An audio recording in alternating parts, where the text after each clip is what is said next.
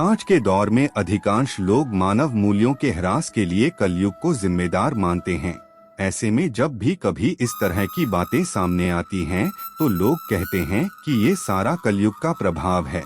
पर क्या आप जानते हैं कि हमारे धर्म शास्त्रों में कलयुग के अंत के बारे में भी कहा गया है। पौराणिक ग्रंथों में युग का मान अलग अलग है।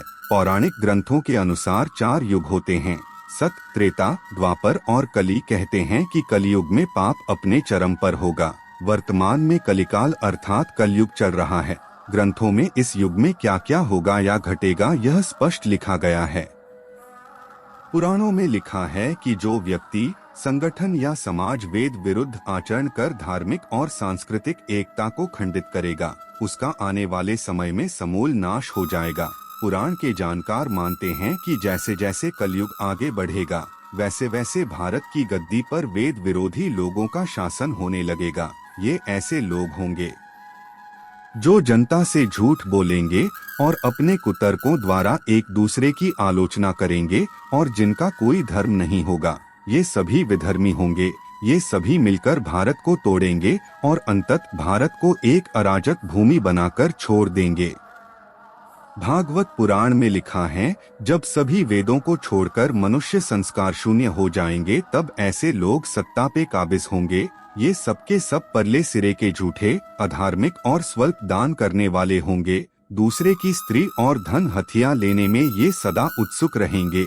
न तो इन्हें बढ़ते देर लगेगी और न घटते। इनकी शक्ति और आयु थोड़ी होगी। राजा के वेश में ये म्लेच्छ ही होंगे।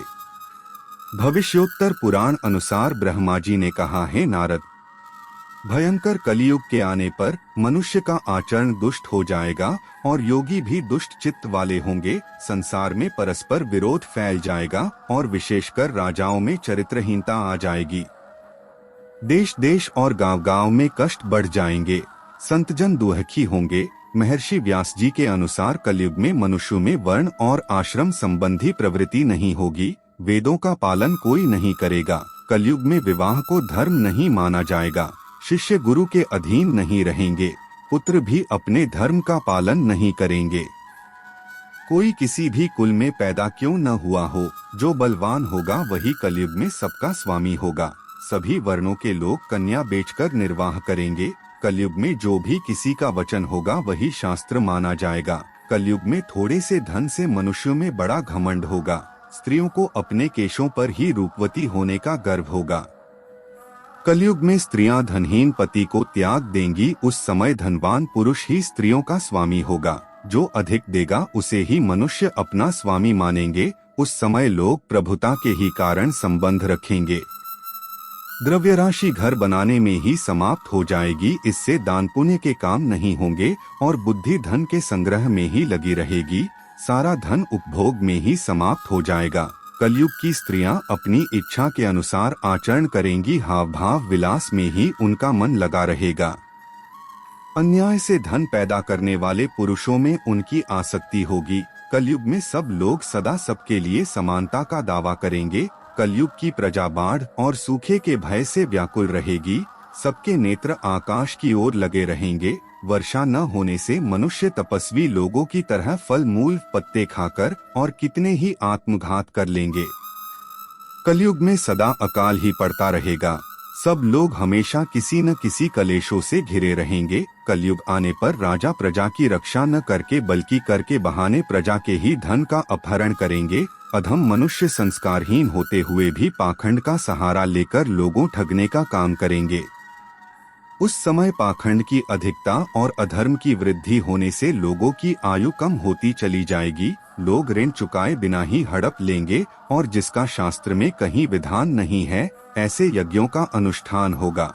मनुष्य अपने को ही पंडित समझेंगे और बिना प्रमाण के ही सब कार्य करेंगे। तारों की ज्योति फीकी पड़ जाएगी। 10 दिशाएं विपरीत होंगी।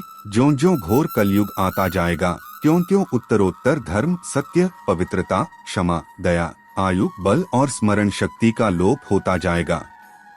कलयुग के अंत के समय बड़े बड़े भयंकर युद्ध होंगे। भारी वर्षा, प्रचंड आंधी और जोरों की गर्मी पड़ेगी। लोग खेती काट लेंगे, कपड़े चुरा लेंगे। पानी पीने का सामान और पेटियां भी चुरा ले जाएंगे। चोर अपने ही जैसे चोरों की संपत्ति चुराने लगेंगे। हत्यारों की भी हत्या होने लगेगी। लोगों की आयु भी कम होती जाएगी। यह भी कहा जाता है कि कलयुग में एक समय ऐसा आएगा जब सभी पुरुष स्त्रियों के अधीन होकर जीवन व्यतीत करेंगे। पाप का बोलबाला चारों ओर होगा। मनुष्य सात्विक जीवन की जगह तामसी जीवन जीने में विश्वास करेगा। जानकारी अगर अच्छी लगी हो तो चैनल को सब्सक्राइब जरूर कीजिएगा।